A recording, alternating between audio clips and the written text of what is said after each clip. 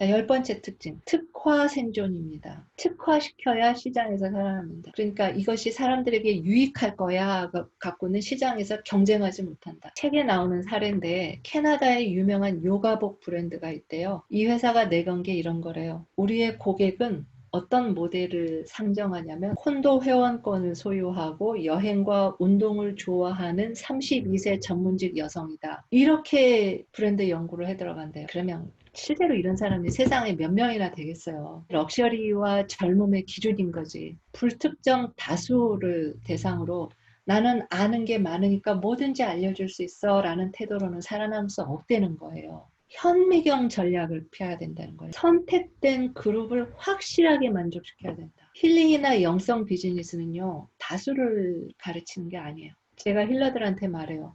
여러분, 일주일에 20명 감당 못해요. 그러니까 일주일에 많아야 15명, 20명 세션 할 거면서 불특정 다수의 아는 게 많고 내가 뭐든지 다 가르쳐 줄 수 있어. 이 애티튜드가 통하겠느냐 말이에요. 그러면 어떻게 특화할 것인가? 어머, 나는 좀 잘 사는 엘리트, 이르기르 뭐 연예인, 뭐 재벌 이런 거 하고 싶어. 내 출신이 그게 아닌데 되겠어요? 내가 나를 해부하고 나에 대해서 철저하고 치밀하게 해결한 그게 내 자산인 거예요. 그래서 제가 이거 간단하게 말해서 여보시오, 한눈 팔지 말고 당신 자신을 있는 그대로 껴안아. 그리고 당신과 닮은 사람들을 만나야 해요. 그래야 일단 살아남을 수 있어요. 그런데 대부분의 사람이 내 삶의 조건이 진절머리 나게 싫어서 그거 도망치려고 영성이네 치유네 하거든. 그러니까 당신 자리로 돌아가서 당신 닮은 사람을 만나고 너를 껴안아라 그러면은 죽고 싶은 거야. 그거 안 하려고 내가 지금 너한테 돈 들여서 배운다. 난 못해요. 나 최소한 당신 닮은 사람을 껴안고 5년, 7년, 10년 비즈니스를 해라. 그러면 인간에 대한 이해가 깊어지고 전혀 다른 배경을 가진 사람들과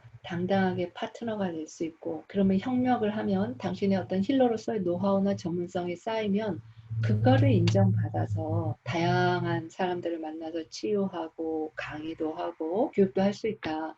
그거 없이 나는 여기가 진절머리 나니까 뭔가 좋은 데 가서 자기 자신을 잘 알아야 힐러로서 성공. 이게 특화 전략이고 이 특화 생존에서 하나 더 깨달아야 할 게 있어.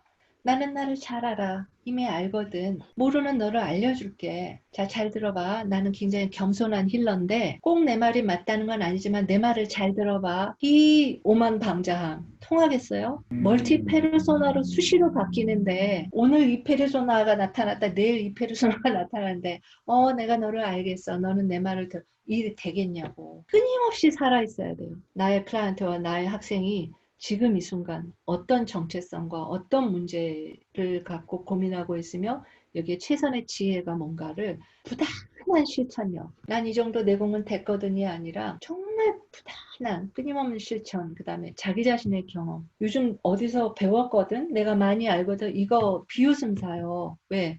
그런 지식은 천지에 널려 있기 때문에 돈 주고 책 안 사도 돼요. 유튜브에 널려 있는데 제가 이런 공개 강연을 공짜로 하는데 지식 갖고 행세하려고 그러면은 안 될 거예요. 그 지식으로 내 인생을 어떻게 바꿨는가라는 당신의 경험만이 필요해요. 경험을 바탕으로 부단히 실천하면서 끊임없이 뭔가 특화시켜 나가야 된다. 그러면서 힐러 자신이 끊임없이 자가 발전을 해야 된다. 이 책에 이런 표현이 있더군요. 리치한 것이 리치한 것이다. 리치가 틈새라는 뜻이잖아요. 리치, 풍요라는 뜻이잖아요. 틈새를 잘 찾는 게 풍요랑 연결된다. 나는 두루두루 잘할 수 있어가 아니라. 슈바이처가 이런 명언을 남겼다네요. 한 우물을 팔아 샘이 나올 때까지. 자, 11번째 특징 가겠습니다. 아까 말씀드린 58 세대에 대해서 조금 더 얘기할게요. 왜냐하면 밀레니얼 세대와 58 세대를 제가 비교를 해봤어요. 힐링 교육을 하면서 젊은 세대는 치유가로서 집중하는 데 약점이 있어요. 굉장히 빠르고 우리보다 영적으로 더 뛰어나요. 그런데 인생 주기에서 다양하게 실험하고 연애하고 누리고 고민하고 그런 세대죠. 콜. 선생님 감사해요. 가는 거예요. 어디 가서 뭐 이것도 해보고 저기 가서 인턴도 해보고 뭐 연애하고 깨지고 오고 뭐 이런 거 하는 거예요. 그게 맞지 않아요? 그리고 아이를 낳아서 키워야 되고 직장에서도 취직을 하면 가장 바쁘고 알바 막 몇 개씩 뛰면서 바쁘고 그 젊은이 특유의 당당함이 있는데 성급함도 있어요. 안다고 생각하고 하나 가르쳐주면 폭 뛰어나가서 뽀로로 가르친다고 행세하다가 또 코 깨져가지고 돌아오고 그게 안정적으로 가기에는 조금 약점이 있다. 빠르고.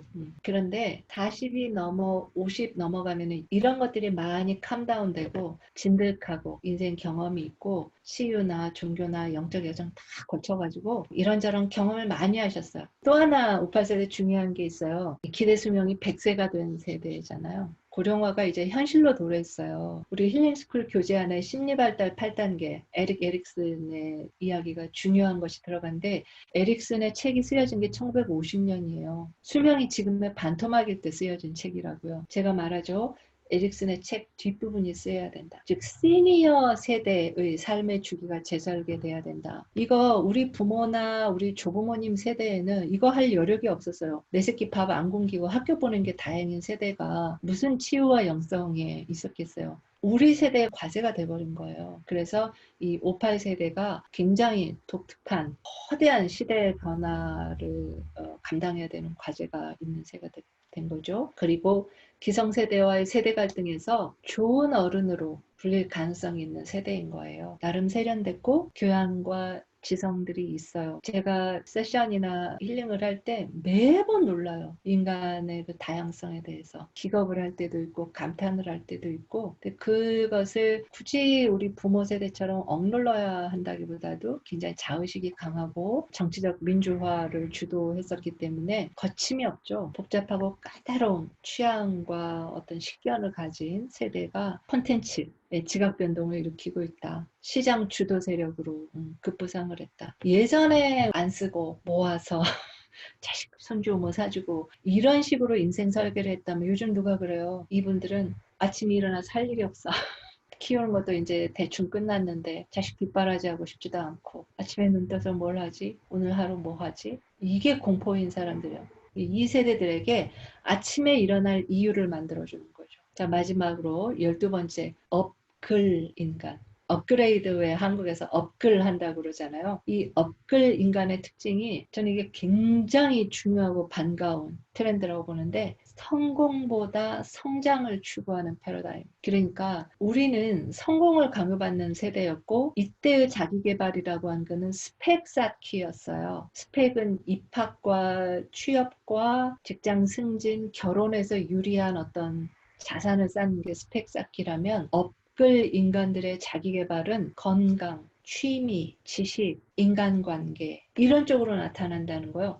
전혀 지향하는 가치가 달라요. 성장을 패러다임으로 하는 자기계발형 인간들. 성장 그 자체가 과정이자 목표인 사람들. 그거에서 뭐하니? 그런 질문을 안 하는 사람. 그것이 나의 내적 성장과 자기계발에 이어진다면 하는 사람들. 재미와 의미를 결합해서 게임처럼 인생을 끌어나가는 사람. 재미도 있어야 돼. 재미라고 하는 것은 감정적인 요소죠. 그런데 의미도 있어야 돼. 그러다 보니까 성장한다라는 게 라이프 스타일이 되는 거죠. 저는 저 자신을 영성가라고 믿고 영성의 최종 목표는 어센션, 깨달음, 해탈, 구원 이런 거 아니에요?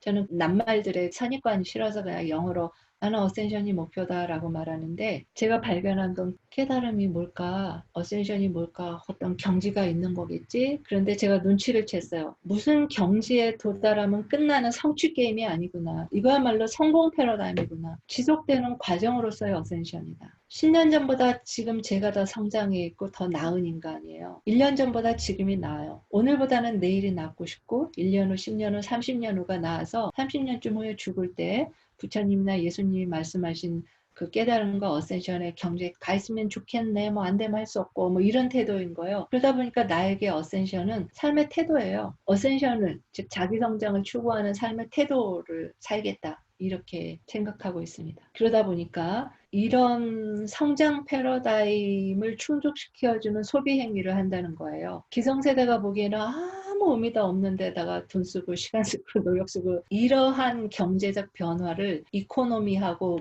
나를 붙여서 미코노미, 나의 성장을 위해서 돈 쓰겠어. 그런데 그 미코노미가 세 군데로 집중해서 나타난답니다. 첫째, 몸에 대해서. 무식하게 다이어트 막 이런 게 아니라 자기 몸을 사랑하고 아끼면서 건강하게 달리게 하고 미에 대한 기준을 바꾸고 뭐 채식하고 이게 첫 번째 시장이 커진대요. 그래서 이쪽 경제가 커지는 거를 덤벨 경제라고 한다네요. 이 운동할 때 이거 든 걸 덤벨이라고 하나요? 덤벨 경제라는 말이 있을 만큼 이 시장이 커지고 있다. 두 번째, 취미 시장이래요. 그것도 보통 취미가 아니라 딥한 취미래요. 그러니까 대충 하나 팔아갖고는 안 되는 거. 여행도 잘 쉬었다. 뭐 어디 다니면서 뭐 어머 에펠탑에 가서 사진 찍고 이런 거 이제 후져서 못하고 스테이케이션 어디 머무르면서 잘 쉬었다. 근데 이거 갖고는 안 돼. 거기에 딥한 배움이 있어야 된대요. 모든 여행 프로그램에 힐링 결합합니다. 그래서 취미가 자아실현으로까지 극한 취미로 간다는 거예요. 문화 영역을 깊이 들이판다는 거예요. 그 다음에 세 번째로 업글 인간이 추구하는 게 지식인데 힙한 지식이래요. 많이 알아가지고 떠들어대는 거 싫은 거예요. 갖고 있는 지식을 잘 소화해서 활용하는 지식 근로자가 되는 거죠. 그런 전문가들이 들려주는 거를 듣는 거예요. 신뢰할 만한 어른이 짧게 탁 하는 거. 세바시 같은데. 존경할 만한 어른들이 나와서 15분에 걸쳐서 인생을 요약하는 거죠. 미국 같으면 테드톡 같은 거 잘 나가는 사람이 나와서 10분 안에 요약을 해야 되는 거예요. 그거 듣는 거죠. 그래서 이제는 독서가 아니라 청서를 하겠다. 이런 태도가 전자책, 이북 시장, 오디오북 시장 이런 것들을 낳는 거죠. 요약하면 업글 인간들은 과거의 성공 패러다임이 아니라 성장 자체를 목적으로 추구하는데 그것이 몸과 건강, 큰 취미, 자아실현까지 가는 취미, 그 다음에 지식을 삶에 적용해서 아주 세련되게 요약해내는 힙한 지식 이런 거를 요구한다. 이게 일시적인 트렌드가 아니라 거대한 사회변화랑 맞물려 있다라고 하는 게 이 책의 저자들이 하는 말인데요. 왜 그러냐면 이런 것이 원래 인간의 보편적 욕구다. 우리가 그동안 억누르고 살아 그렇지. 두 번째는 성장을 추구하면서 성공을 못하면 어떡하지라고 하는 게 충돌하잖아요. 인간의 내면이 달라지고 있고 사회 전체가 달라지고 있다. 그 다음에 고령화 시대에 평생 직장 개념이 불가능해지고